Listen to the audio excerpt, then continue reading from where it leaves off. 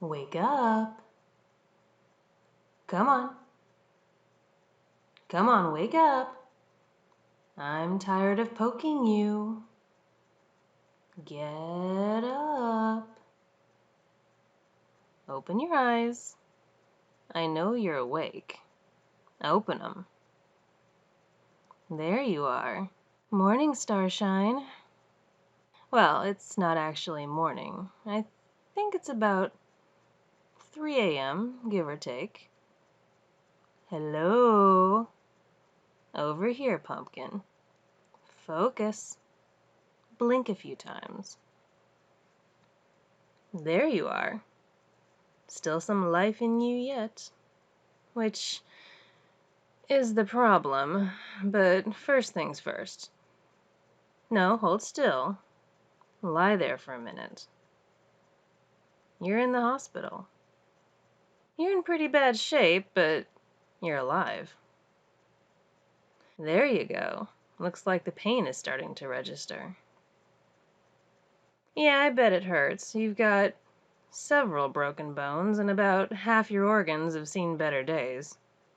And your face looks like ground beef. But you're awake, so there's that. It hurts, but don't forget, the fact that you can feel it means you're alive. The absence of pain is, well, me. Yeah, let me come back to that once I'm sure you're paying attention. I know the pain is distracting. Here, let me push the call button. I'm sure the nurse will come running. They'll be happy you're awake. I'll just stand over here and let them do their thing. Here she comes. Tell her. Tell her the pain you're in. You can talk. You're probably parched as hell, but you can talk.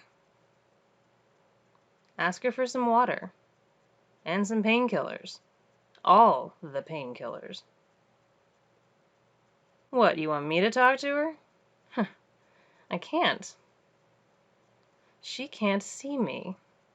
Or hear me. She's talking to you. Pay attention. Do-do-do-do-do. Oh, don't bother asking her that. She can't see me, even if you point at me. Keep that up and she'll think you're hallucinating. I mean, you have been out cold since the accident. Maybe you have brain damage. No, you're not actually hallucinating, but unless you want a full workup to make sure, just pretend I'm not here until she leaves. That's good. Focus on her. She'll get you ice chips and morphine or whatever it is the doc wants you to have. All right, there she goes. Awesome. Let's chat. Here, let me pull up a chair. You look like hell, kid. Yeah, well, it's great that you're still with the living and all, but there's a problem. See, you're supposed to be dead. That accident you were in, you weren't supposed to come out of that alive. You should be pushing up daisies instead of lying here on the mend.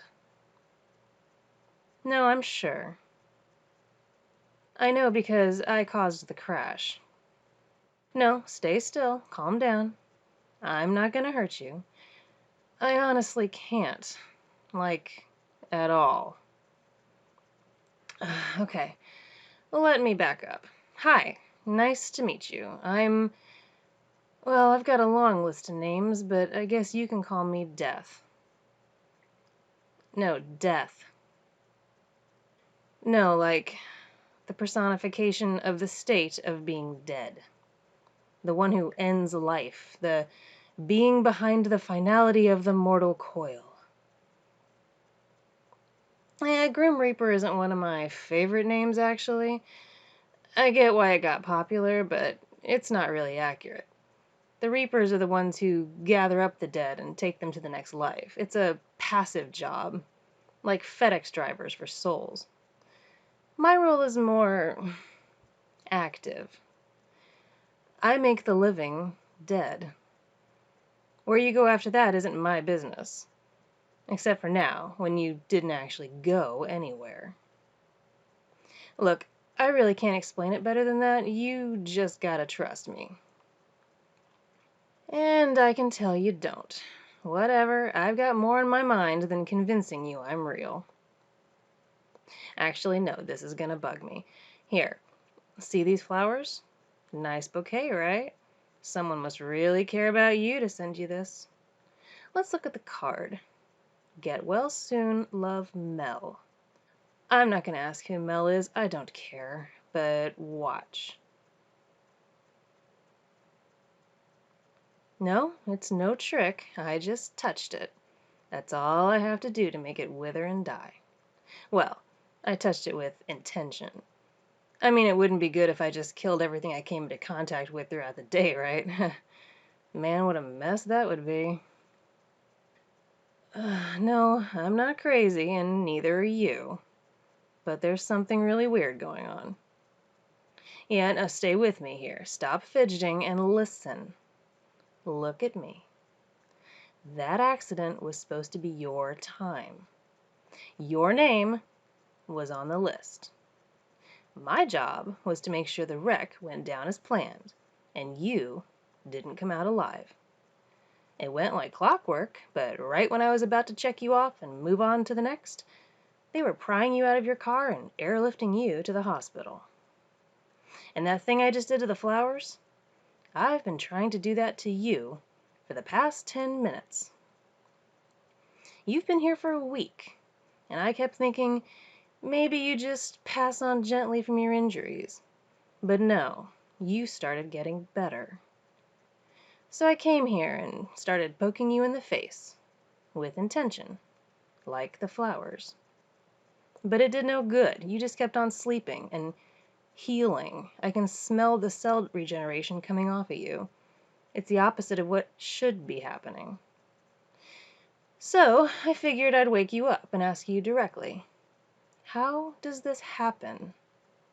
How do I do everything right and you still manage to not die?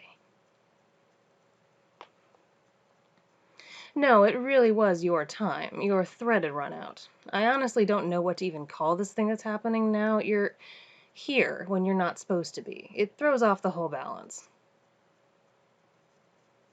God.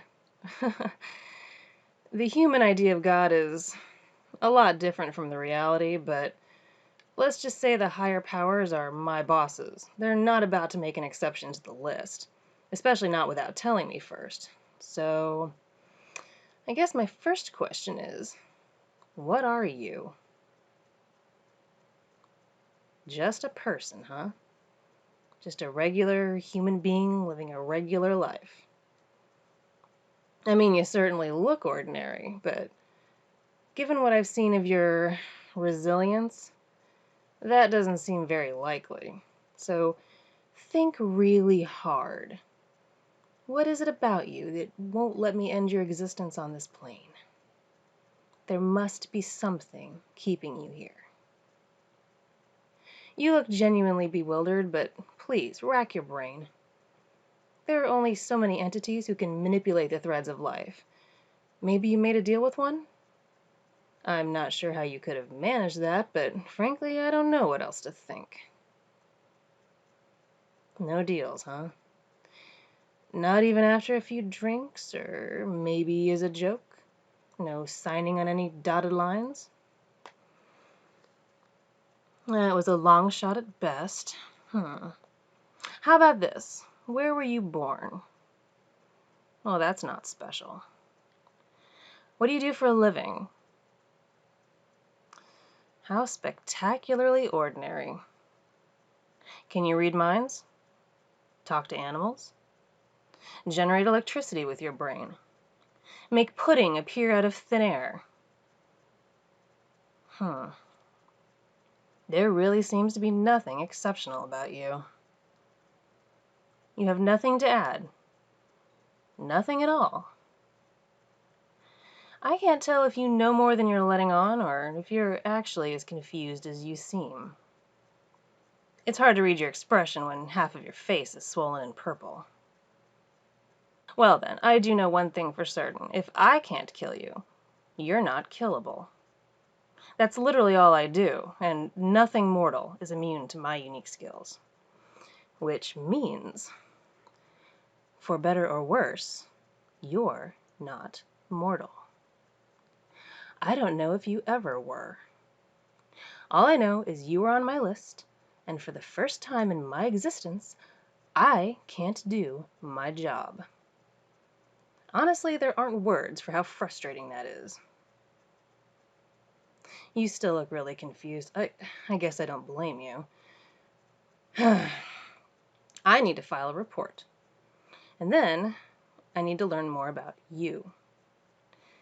The nurse will be back soon with your medication. You look like you could use another few days of sleep, at least.